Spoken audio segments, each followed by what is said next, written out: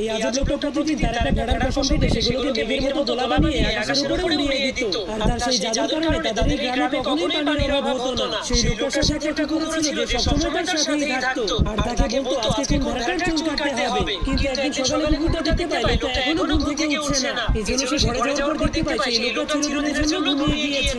যার কারণে সেই লোকটা সেখানে না থাকার কারণে সেখানে অনেক বছর ধরে বৃষ্টি হয় না। এই জন্য সেখানকার সবগুলো নদী শুকিয়ে যাওয়ার কারণে সেখানে খরা হয়ে যায়। যার কারণে কুকুরটা ভেড়াগুলোর পশম কেটে সেই লোকটার মতো মেঘ তৈরি করার চেষ্টা করে, কিন্তু সে ব্যর্থ হয়ে যায়।